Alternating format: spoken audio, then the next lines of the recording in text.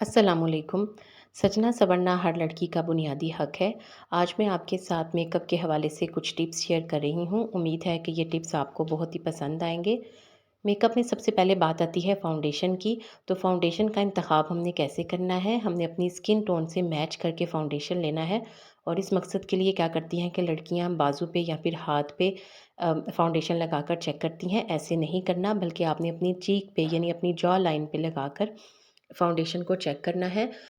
कुछ लड़कियां dark circles और दाग धब्बों को छुपाने के लिए फाउंडेशन का ज़्यादा इस्तेमाल करती हैं, जो कि गलत है। डार्क सर्कल्स और दाग धब्बों को छुपाने के लिए कंसीलर का इस्तेमाल किया जाता है, और कंसीलर फाउंडेशन लगाने के बाद लगाना चाहिए। और ये भी कि कंसीलर हमेशा फाउंडेशन से 1 नंबर लाइट लेना चाहिए। इससे जो है वो मेकअप की बहुत अच्छी ही और स्मूथ फिनिश आएगी। इसके बाद आ जाती है जी लिपस्टिक। लिपस्टिक तो बहुत ही ज़रूरी है, और इसके लिए मैं आपके साथ टिप्स शेयर कर रही हूँ। लिपस्टिक लगाने के बाद होंठों को मलना नहीं चाहिए, वरना लिपस्टिक स्मूथ नहीं रहेगी, वो फैल जाएगी। अगर लिपस्टिक बहुत ज़्यादा आप इस्तेमाल करती हैं तो ज़ाहिर है कि लिपस्टिक के नुकसानदेह असरात भी हैं। तो इनसे बचाने के लिए आप होंठों पर पहले वैसलीन लगाएं और फिर लिपस्टिक लगाएं। होंठ लिपस्टिक के असरात से महफूज रहेंगे और नरम व मुलायम भी रहेंगे।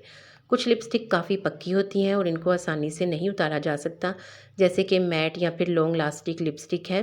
तो इनके लिए ये है कि पहले आप होंठों पर वैसलीन लगाकर टिश्यू से साफ़ कर लें, फिर बाद में लिपस्टिक लगाएं।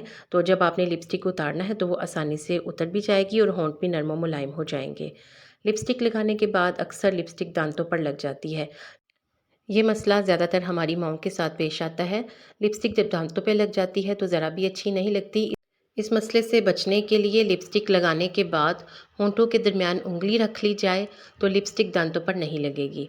अगर लिपस्टिक ख़त्म होने वाली हो तो इसमें थोड़ा सा कोकोनट ऑयल डालकर मिक्स कर लें, और लिपस्टिक जो है वो आप दोबारा इसको इस्तेमाल कर सकते हैं, और ये काफ़ी दफ़ा चल जाएगी। अगर लिपस्टिक फैल जाए तो इसे हाथ से सही नहीं करना चाहिए, इससे लिपस्टिक मज़ीद फैल जाएगी। इसे ठीक करने के लिए कॉटन बड ले लेना है, उसके ऊपर थोड़ी सी फाउंडेशन लगाकर लिपस्टिक को साफ़ कर लें और फिर दोबारा से लिपस्टिक लगाएं, तो बहुत अच्छी ही स्मूथ फिनिश आ जाएगी। आई होप कि आपको ये टिप्स अच्छी लग रही होंगी। अगर अच्छी लग रही हैं तो प्लीज़ वीडियो को लाइक कर दें, मेरे चैनल को भी सब्सक्राइब कर दें। आपका बहुत शुक्रिया, और जिन्होंने मेरे चैनल को सब्सक्राइब किया है उनका तहे दिल से शुक्रिया। अब बात आती है आँखों के मेकअप की, जिसमें मस्कारा सबसे अहम है। मस्कारे से आँखें बहुत ही खूबसूरत लगती हैं, और मस्कारा लगाते हुए अक्सर मस्कारा नीचे लग जाता है, जिससे फाउंडेशन हमारा ख़राब हो जाता है। तो इसके लिए ये टिप है कि आप मस्कारा लगाते हुए आँख के नीचे टिश्यू पेपर रख दें, जिससे हमारा फाउंडेशन भी ख़राब नहीं होगा। अब अक्सर नाक के ऊपर ब्लैक हेड्स होते हैं, इनको किस तरह से रिमूव करना है, इसके लिए आप एक टमाटर ले लें, जिसको दरमियान से काट के फ्रीज़र में रख लें।